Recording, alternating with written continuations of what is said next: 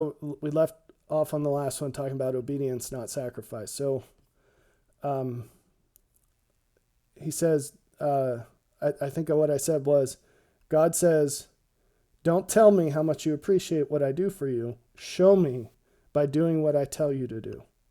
He's like a father where you mess up and you go to him and you say, I'm sorry. I'm sorry for what I did. And he says, don't be sorry. Just don't do it again. That's what he wants from us because he knows what's best. And he knows where the joy is. He's already solved the puzzle, folks. He knows the answer. He's trying to guide us to it, but you can't just know the answer. You have to become the answer. It's tied, it's interwoven with the process itself. That's how he shows you, is by taking you there. Okay, so I hope that instead of what this leper did, we would have gone to the priest, like he said. No matter how grateful we were, we would have shown him by doing what he said. And then immediately after the priest did his thing, and we wouldn't have told a soul who did it to us. And if the priest said, who did this? You'd say, I'm not supposed to say. He told me not to tell anyone. And even if they said, you better tell us or we're going to kill you, you'd say, well, kill me. Because guess what? That guy cured me of leprosy. I'm pretty sure that he can make sure I'm okay in the eternities too. Right? So, and then you'd hightail it as fast as you could once the priest was done, back to Jesus, right? In another verse, going back to Luke 17, Luke's version of this, the last verse, verse 19 of this story, Jesus says to the man, arise, go thy way. Well, what is your way? Whatever it was before he healed you, is there any way that's better than his way now? Okay, so that's a great segue into two other points I wanted to raise. One of these is, it's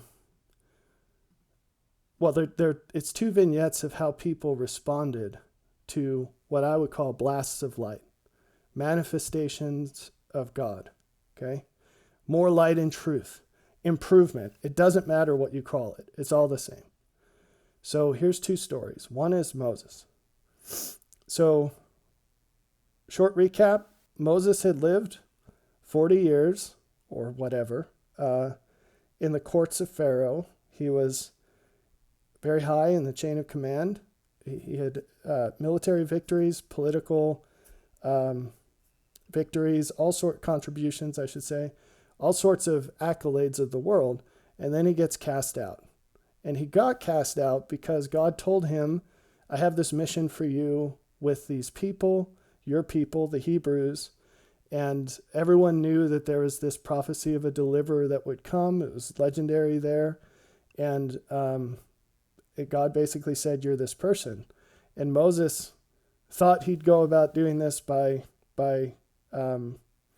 his own hand. I'm not criticizing him for doing this. This is a very normal thing to do, as you say, all right, well, how exactly can I fulfill this thing that God showed me? What's the next step? And he saw two Hebrews arguing, and he killed the one to save the other, whatever, and tried to hide it. And he got found out and exiled. And so he was exiled, and he's in Midian, and he's a shepherd. Now, it's easy to tell stories like this, but you really need empathy to understand them. And I don't mean empathy in the world's use of the term. I mean revelatory experience. So God can help you discern how this was. And if you're not careful, he'll help you discern by living how this was with whatever story you're reading from the scriptures. And then the depth of it just increases infinitely. And you can see things that maybe aren't in the text because they're written in your heart now. They're etched.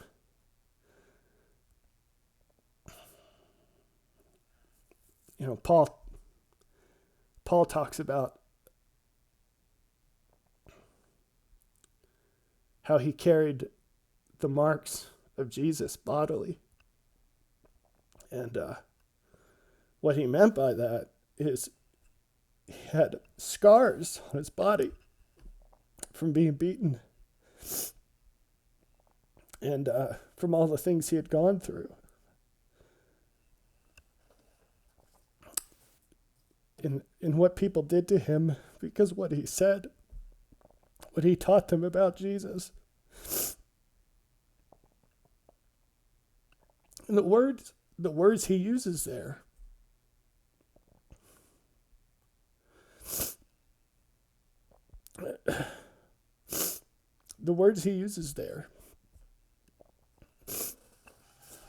he talks about, it's the same words you'd use to describe branding an animal. And so Greek and Hebrew, they're powerful languages because they have so many connections. And at the same time, Paul was saying, I have scars on my body that I've gotten from how I've lived like Jesus and how I've taught about him without regard to what people would do to me because of it. But he was also saying, the life I've lived,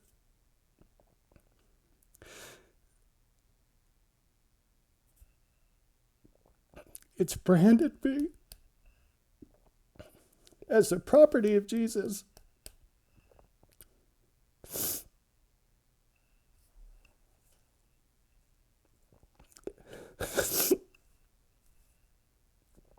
And because I have not been ashamed of him and who I am and what I do,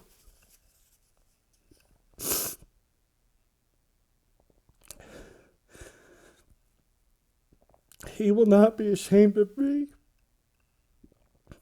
in the last day when I stand before the Father to be judged of this life I've lived.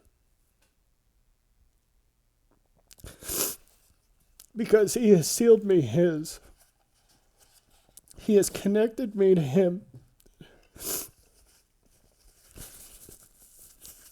in an everlasting bond that can't be broken, because what made it valid has been done. It's done and it can't be undone, because it can only happen here. He says, I've run the race and I've won the prize. And everything he did in his ministry wasn't so he could win the prize, folks. He already had it. He was turning around and running back to help other people cross the line.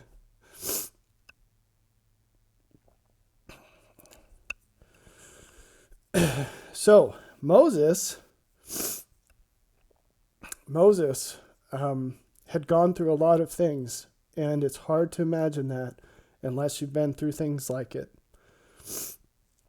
And you can read about it, but it's not the same. But God can give it to you in your life in ways that other people wouldn't even know. They wouldn't see it from the outside.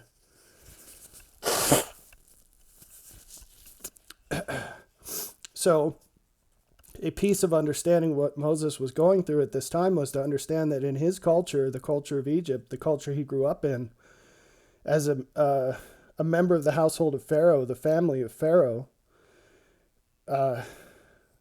cattle people, shepherds were an abomination. And here he was, a shepherd. He kept the flock of Jethro, his father-in-law, the priest of Midian. He went from the prince of Egypt to a servant shepherd in Midian. Now, it's hard for people to wrap their head around this. It's hard. So, anyway, for the sake of time, you can take that and think about it, but I need to keep moving. So here he is in that level of humility, being humbled. And it says he led the flock to the backside of the desert and came to the mountain of God, even to Horeb. And the angel of the Lord appeared unto him in a flame of fire out of the midst of a bush. And he looked, and behold, the bush burned with fire, and the bush was not consumed. The bush was not consumed because the fire was not earthly fire. It's described as a bush because it was a billowing fire. And it was caused by the glory of this angel of the Lord that appeared unto him. And Moses looked and beheld. So theophanies are really something. And I can't go into more here as much as